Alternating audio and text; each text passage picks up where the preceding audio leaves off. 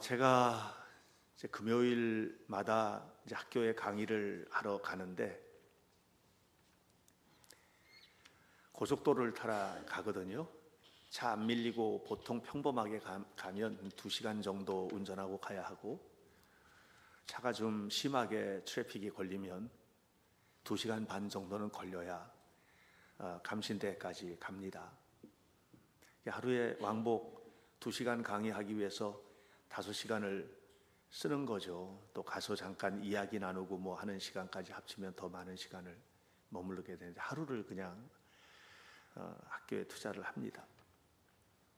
근데 갈 때마다 마음 아픈 플래카드 하나를 양재동 교차로 지나서 오른쪽에서 봅니다. 송예희를 찾습니다. 얼마 전에도 그 소개를 한번 한 적이 있었죠. 송예희를 찾습니다 하는 플래카드가 걸려 있습니다. 저 그거 진짜 오랫동안 봤거든요. 전에는 한남대교 건널 때 거기 붙어 있었기도 했었어요. 근데 다른 데는 지금 다 떨어지고 거기만 끝까지 붙어 있어요, 지금까지. 송예희는 17살 때 잃어버린 아이입니다. 1999년에. 그 아버지가 얼마나 간절히 그 딸을 찾는지 온 세상에 플래카드가 붙었었습니다. 그런데 이제는 1999년이 아니라 2024년이 되었죠? 25년이나 전 사건인 겁니다. 아직도 그 아이를 찾고 있고, 살아있으면 40살이 넘었습니다. 42살 됐죠. 제가 설교를 준비하다가 이 집안이 지금 어떻게 됐나 하고 보니까 아버지는 찾다 돌아가셨더라고요. 그리고도 그 플래카드가 여척 붙어 있는 걸 보면 가족들에게도 이 아이는 정말 간절히 찾기를 원하는 아이였던 듯 싶습니다. 찾았으면 좋겠어요. 그런데 17살짜리나 되는 아이를 잃어버렸으니까, 이게 잃어버려서 어떻게 됐는지, 납치가 된 건지 살았는지 죽었는지 도대체 알 수가 없는 상황입니다. 저는 금요일마다 늘 봅니다. 그걸 보면서 저는 제 마음속에 하나님의 마음이 느껴집니다. 교회에서 보이던 얼굴이 어느 날 보이지 않을 때, 또 요한복음 3장 16절의 말씀처럼 하나님이 그처럼 사랑하시는 사람들이 하나님을 모른다 외면하고 세상에 빠져 있을 때, 이제 그런 자녀들을 찾기 위한 하나님의 마음이 이 송예희를 찾습니다 하는 그 속에 담겨 있는 것 아닌가 하는 생각을 합니다. 여성가족부 홈페이지에 들어가면 가족 상황에 대한 통계 자료들이 있는데, 가출 청소년에 관한 자료를 제가 좀 살펴봤습니다. 그랬더니 최근 몇 년 사이에 계속해서 증가를 하는데 한 0.3%, 4% 해마다 줄지를 않고 늘어나고 있더라고요. 가출 청소년들이. 적지 않은 아이들이 가출 청소년에 들어가는데, 이 청소년은 대체로 나이가 5, 6학년부터 시작해서, 통계를 그렇게 잡았어요. 5, 6학년부터 시작해서 이제 중고등학교까지 이 아이들이에요. 요즘에는 5, 6학년 아이들도요, 적지가 않아요. 그래서 그걸 이렇게 보면서 참 안타깝다 하는 그런 생각을 했습니다. 이게 가출 이유 1위, 부모와의 갈등이 1위입니다. 52%. 부모님들 잘하셔야 돼요. 아이들이 속으로 굼거든요. 2위가 학업 문제.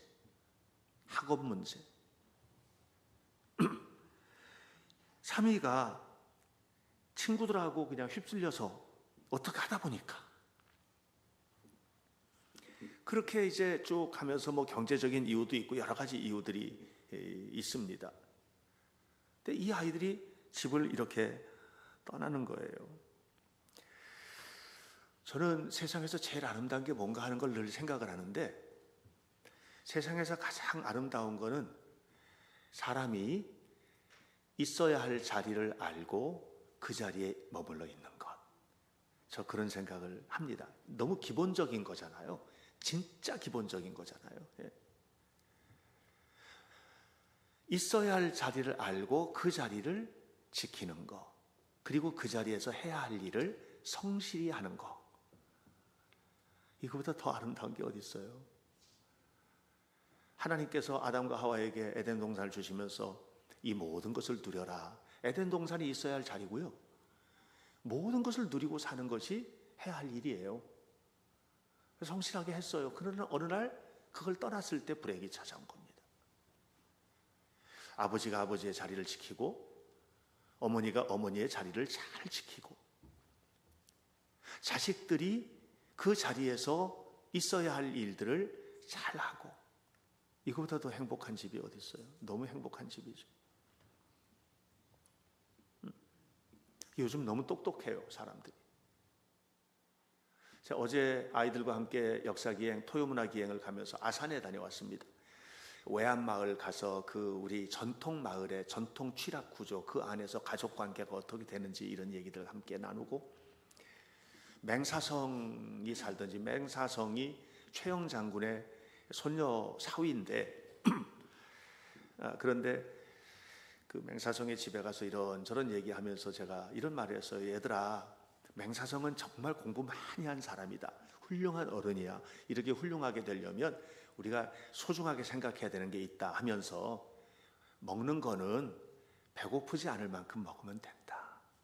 그렇잖아요. 먹는 거는 여러분 배고프지 않을 만큼 먹으면 돼요. 물론 요즘 이제 시대가 좋아지다 보니까 좋은 것도 즐기셔야 되는데 매일 그럴 수는 없잖아요.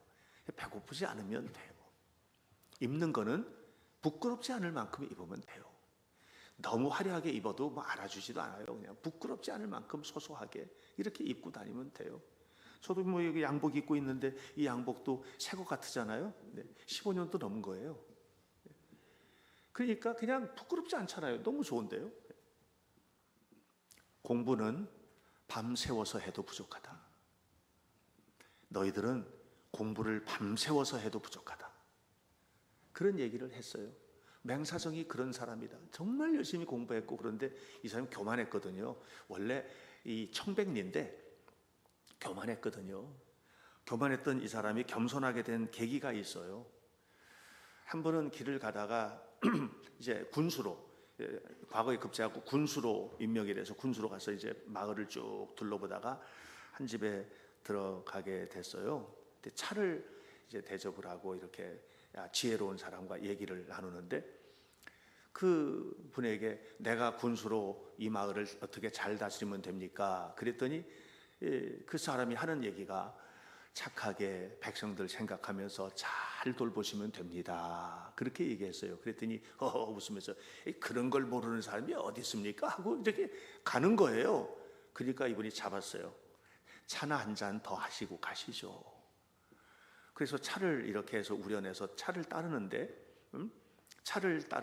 계속 따르는 거예요. 넘치는데, 차철에서 넘치는데 계속 따르는 거예요. 그러니까 맹사성이 넘칩니다. 네. 그래도 안 한 것도 않고 넘친다니까는요. 그래도 계속해서 막 넘치면 탁 잡았어요. 넘친다니까. 그랬더니 이분이 하는 말이, 찻잔 넘치는 거는 알면서 지식이 넘치는 거는 모르십니까? 이렇게.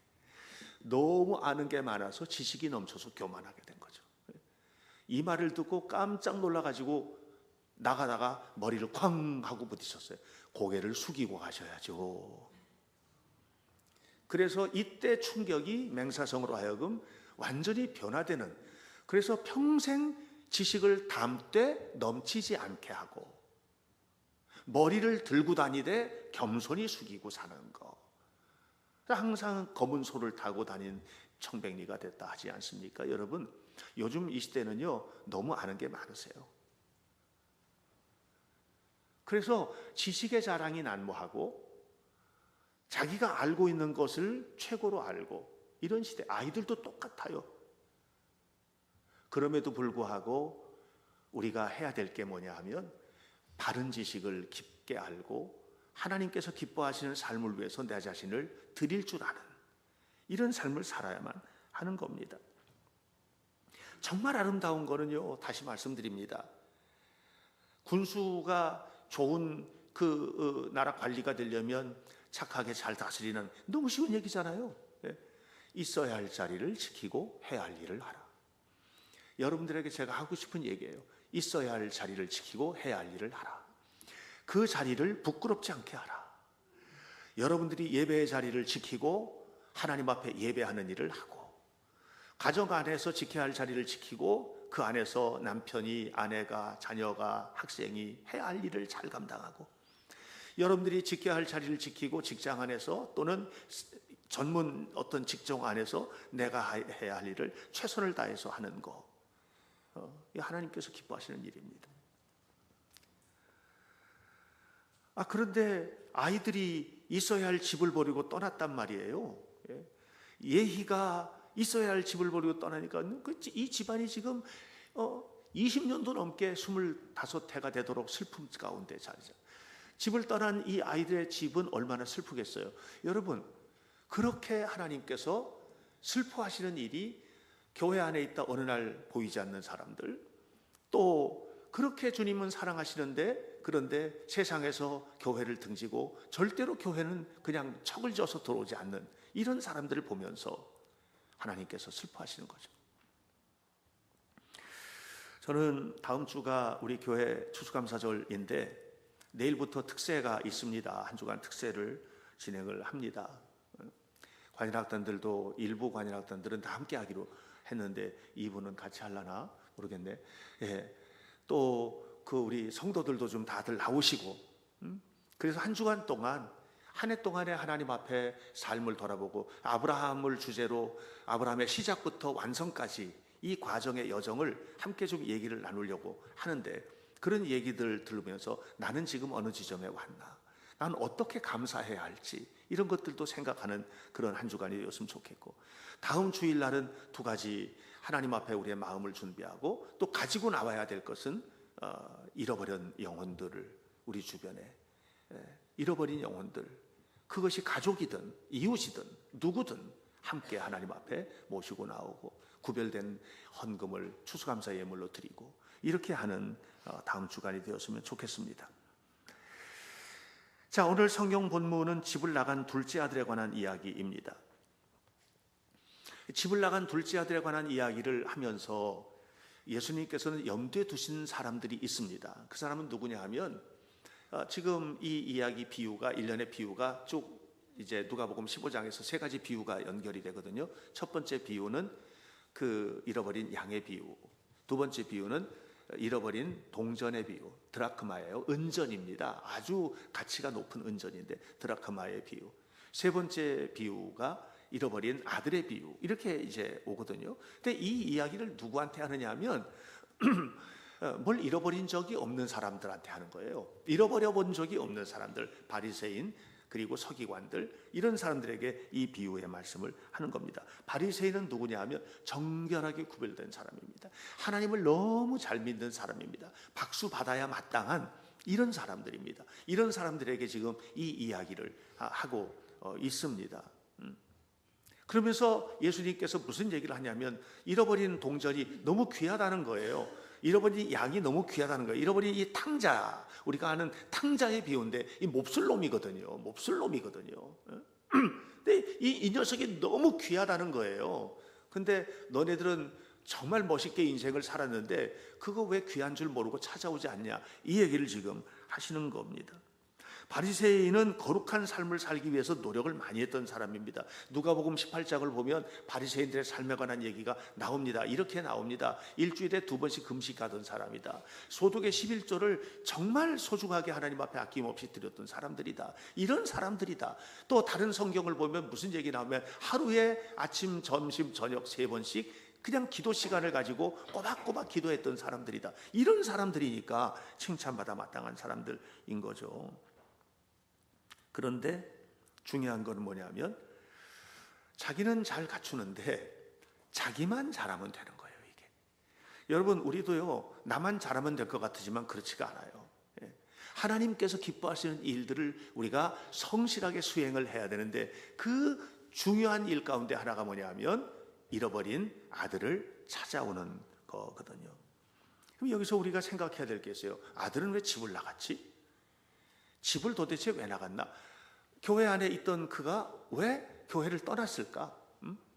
왜 저 밖에 있는 사람들은 교회에 대해서 관심이 없을까? 예수님에게 신앙에 대해서 관심이 없을까? 그 이유가 뭘까? 오늘 12절 말씀을 보면 둘째 아들이 가출한 진지한 이유에 대해서 우리가 알 수 있는데, 둘째가 아버지에게 말합니다. 아버지, 재산 중에서 내게 돌아올 분깃을 내게 주십시오. 이렇게 말합니다. 둘째 아들은 그 재산이 아버지의 재산이라고 생각하지 않습니다. 내 거라고 생각하는 거예요. 내게 돌아올 당연한 분깃이니까 나에게 주십시오. 율법에 나와 있지 않습니까? 신명기에 나와 있거든요. 신명기서에 신명기 21장에 뭐라 그랬냐면, 자식에게 물려줄 때는 큰아들은 이렇게 주고 둘째 아들은 이렇게 줘라. 이렇게.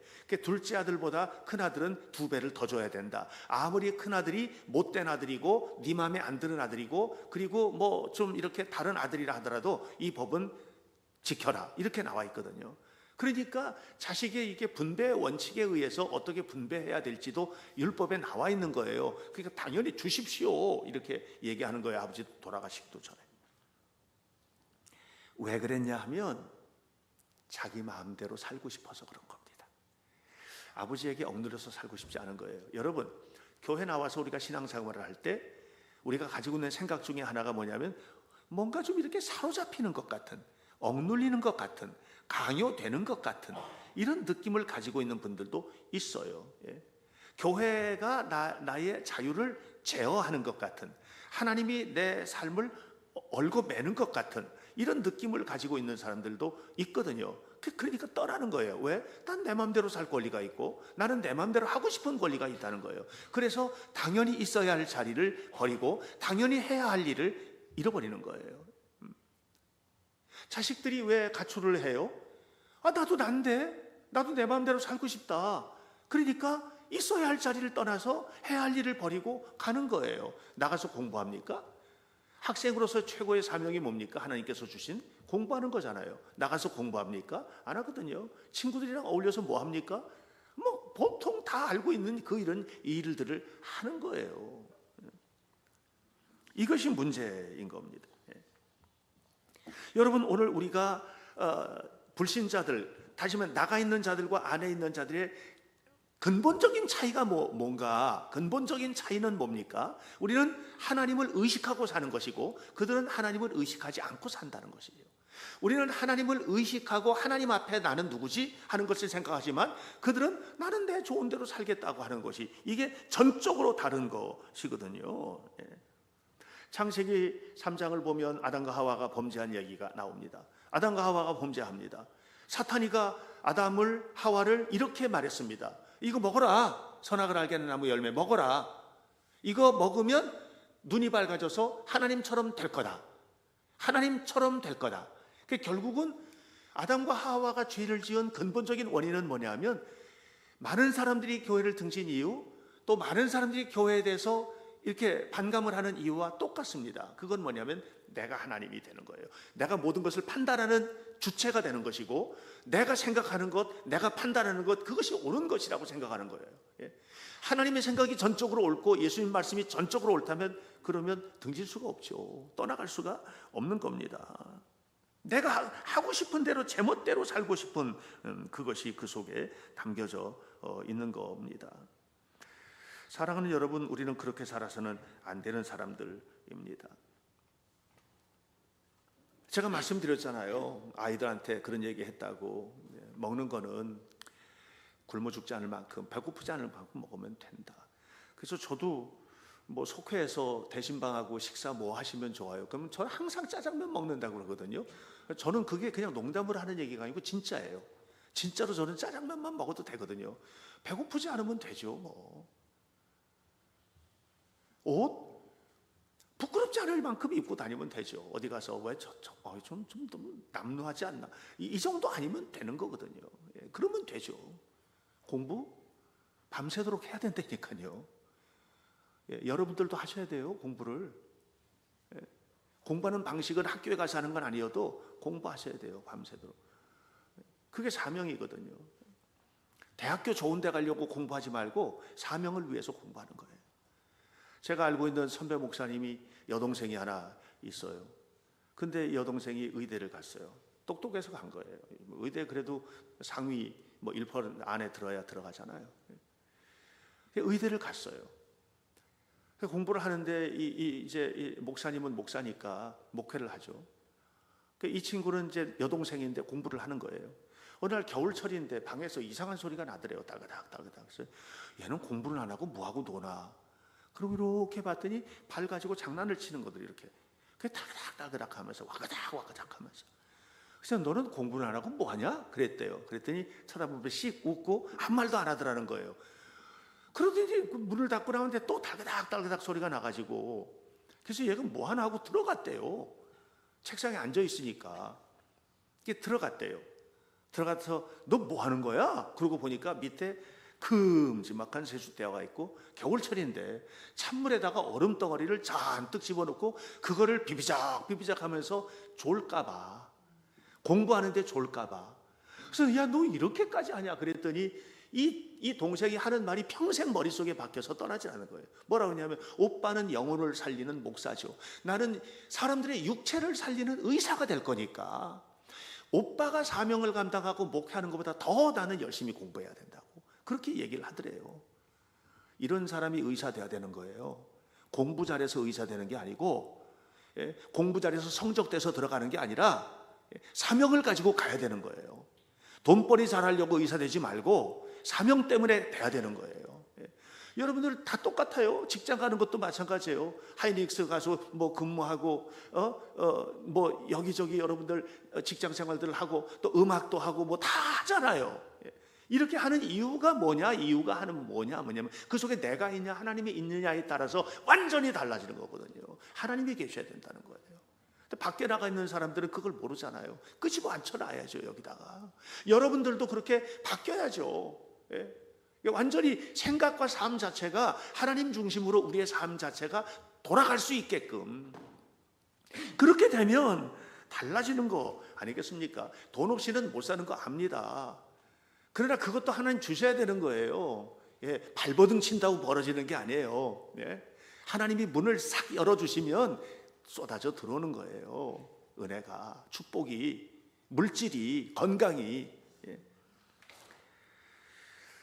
자, 그런데 이 친구는 제멋대로 살고 싶고 우리 주변에 그런 사람들이 너무 많지 않습니까?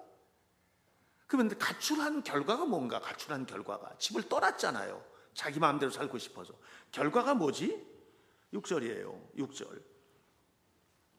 오늘 6절 말씀을 보면, 아니 6절 14절이요. 14절 말씀을 보면 이렇게 말합니다. 다 없앤 후 가서 제 마음대로 산 거예요.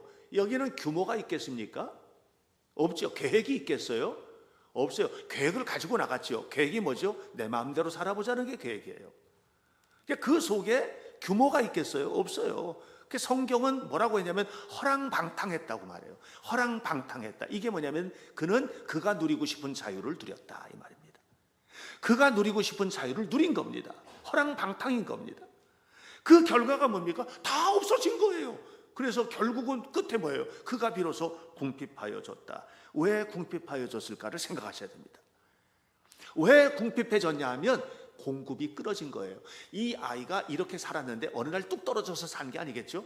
집에서 살면서 아버지한테 버르장머리 없이, 예를 들어서 죄송한데 버르장머리 없이 아버지 돌아가시기 전이지만 나한테 물려줄 재산 나한테 다 주세요, 이렇게 말할 정도의 아이라면 집에서도 어떻게 살았을지 대충 짐작하시죠. 그래도 굶어 죽지 않았어요. 왜요? 공급이 끊어지지 않았거든요. 아버지 집에 있었기 때문이에요. 끊임없이 공급받은 거예요. 근데 지금은 어떻게 됐어요? 공급이 단절돼 버린 거예요. 이게 공급이 단절돼 버리는 순간 어떻게 됐어요? 궁핍하여졌어요. 비로소 궁핍하여지고 만 겁니다. 하나님이 공급해 주셔야 됩니다. 가출 청소년들이 집에서 나갔잖아요. 집에 가서 어디서 살았냐? 그러면 친구 집에 가서 살았대요. 친구 집은 똑같은 아이가 하나 있는데 그것도 버거운데 또 하나가 들어오면 반가워하겠어요? 여러분 생각해 보세요. 그 부모는 반가워하겠냐고요? 아버지처럼 사랑해 줄 것 같아요? 아니에요. 유흥업소에 갔다, 뭐 허랑방탕하는 거.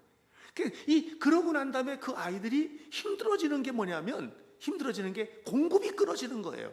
아버지는, 내 어머니는 어떻게 했어요? 이놈이 미웠던 어떻든 간에 계속해서 입히고 먹이고 세우고 채우고 했잖아요. 이게 공급이 계속 된 거거든요. 이게 끊어져 버렸으니까 이제는 뭐예요? 이제 인간 이하가 돼버리는 겁니다. 그래서 수많은 아이들이 망가지는 겁니다. 부모 책임도 없지 않습니다. 1순위가 부모 때문이래잖아요. 예, 좋은 관계 맺고 지내셔야 돼요. 대화도 많이 나누시고.